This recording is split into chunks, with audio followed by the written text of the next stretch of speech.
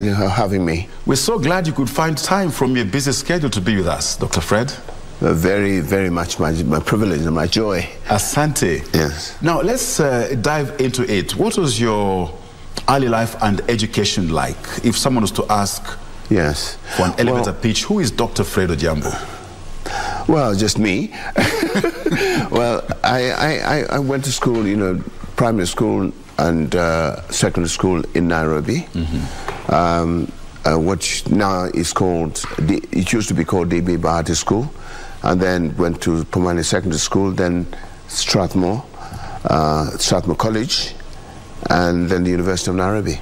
And in terms of just perspective, yes, just to appreciate, which decade was this? Oh, it's a long time ago. I think I started going to school in 1957. Wow. And I continued going to school since then, and I've went through I did a bit of nursery school, and then primary school, then secondary school, and then high school, then university. Was this a time when to get into primary school you had to put your hand over your head to see if you can touch the ear, then to confirm you're the right age? Yes, we had to do that. But I think at the time when I came into schooling, yeah, I went through nursery school for a short while. So when I went into primary school, I didn't really need to do that so much, but my schoolmates, my classmates had to do that. Yes. And who are some of the peers of those who you're with in school that you can recall? Way back, some of them I can't quite recall I remember them, but I don't remember their names. I do remember those who we later were schoolmates, particularly university. People like James Orengo was my classmate, and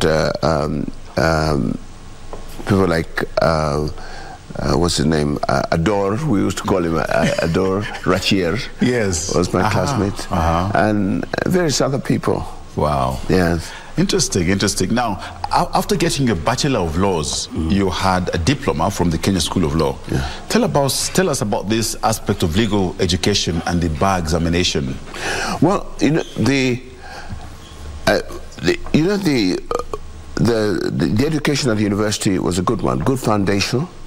You go through the law and the philosophy of law and everything else, and then coming to deal with the law itself. And after you've gone through an academic education, which is what happens at the university, when we went to the School of Law, then you did the practical.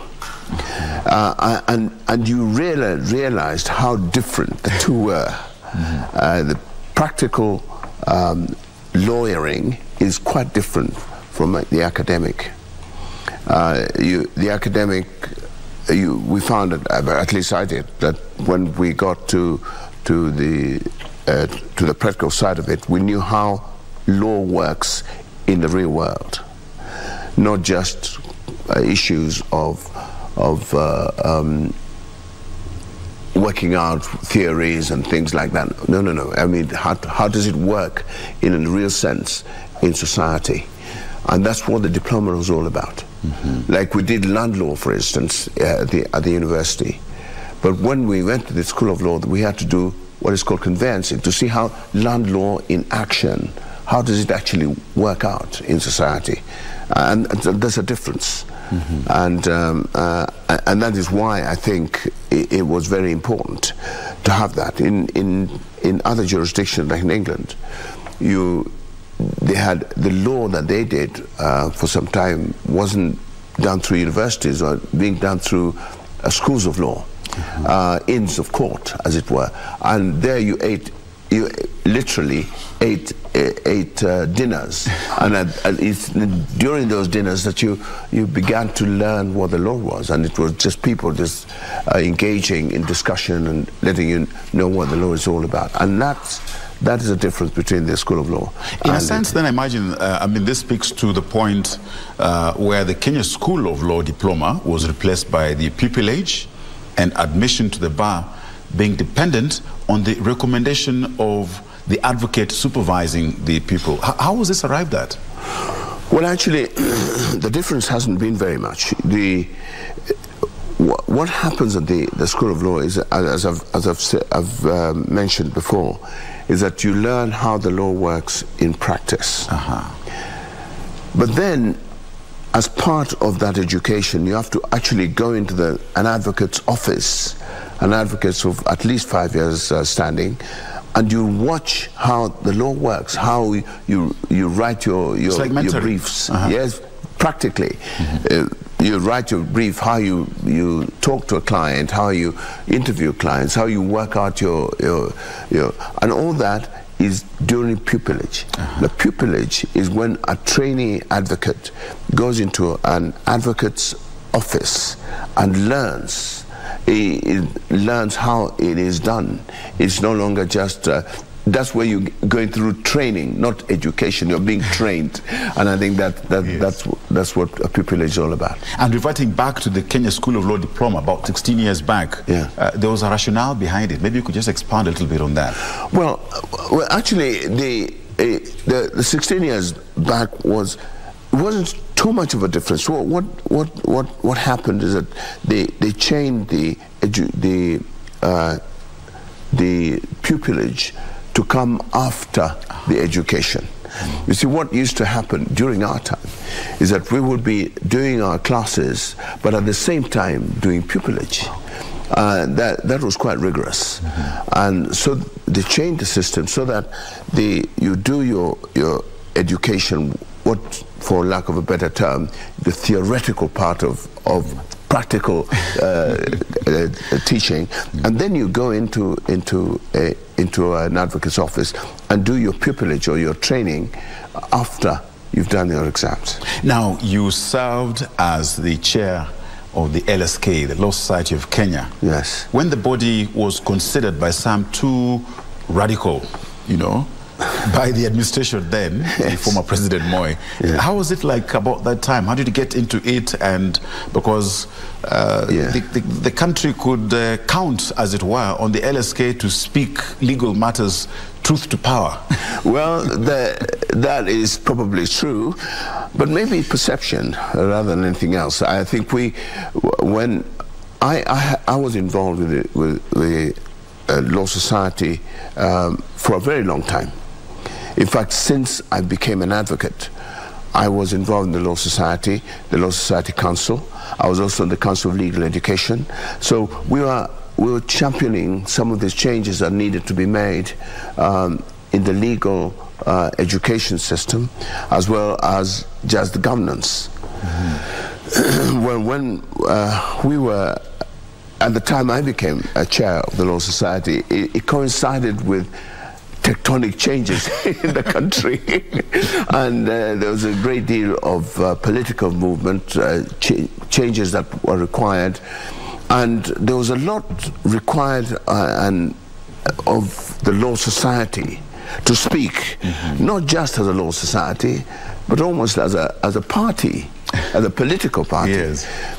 And there was I would say there were differences in opinion and philosophies as to how the Law Society ought to be engaged in that matter, and so you found that even within the society there were factions, and there was a great deal of struggle. But I think also the Law Society did speak with a certain amount of conviction. I think they were involved in the changes that were going on and made their own contribution. And very interesting you say that, because I recall, if I am correct, during your tenure that the Senior Counsel Act was assented to, but it took almost 14 years for senior counsel to be named. You are the chair of the Senior Counsel Bar. So tell us a little bit about your role and how the appointments were made by the president, or do you go and sit in a corner and icky-picky ponkit who is going to be the next senior counsel? No, it's not quite like that. But first of all, let me just talk about that that delay that you referred to. Well, it became quite clear for us during our tenure that the bar, we only had one unified bar. First of all, we are very much unlike England, where the bar is in two forms. You have here we had advocates. Mm-hmm. In England they didn't. They had barristers, solicitors. Yes. Right. So there are two bars. Then, of course, in England they had a senior bar where you had the Queen's Counsel. Mm-hmm. And we didn't. And in very other jurisdictions like Nigeria, where the senior counsel as well. And it became very clear that we do need to have a bar which creates a mentorship for those younger ones who are coming up. And that is what we rallied a lot of the people on the bar, as well as in government, to change the Law Society of Kenya Act, so that it included Section 17, which created the senior bar. Now, you've represented your clients in criminal, civil, commercial, and other matters. And again, as we transition, there's the public perception of matters in court. There is Bunge la Wananchi, there is also the public perception of matters in court here. And on this we speak about the defense of the late Chomli. And, you know, you were involved with it to some extent, of course, with respect to the departed. What's your view, the benefit of hindsight, when you look at matters in court, legal, and again, public perception matters out of court? And many times we hear sub judice. You can use this opportunity to just unpack that for us. Yes. Well, well, I think it's important to realize that in any dispute, whenever there's a matter that has public interest of some kind, there will be the perception, the perspective of the public, and there will be the perspective, as it were, of court. The public, of course, have their view is not just restricted to what evidence is produced in court, or what evidence, not just evidence which is produced in court, but evidence which is admissible in court, because not all evidence that is produced in court is admissible for purposes of determining the fate of that individual, and so the public probably don't know that. Or if they do, they don't care. Or they've chosen not to care. No, they probably feel that this matter should be dealt with in this way. But you see, there are strictures that bind the court in the way that they will deal with the evidence that is placed before them. And so that you might find that what the public thinks should happen doesn't happen, mainly because the rules of evidence have made it impossible for certain evidence to be brought in, or certain evidence to be somehow to be made to fit the case. And so decisions are made on that basis. And let's get to commissions of inquiry, because you've been involved in commissions of inquiry from both sides of the fence, as it were. Yes. And 3 points here I'd like to look at. Defending a client like you did during the Golden Bag Commission of Inquiry.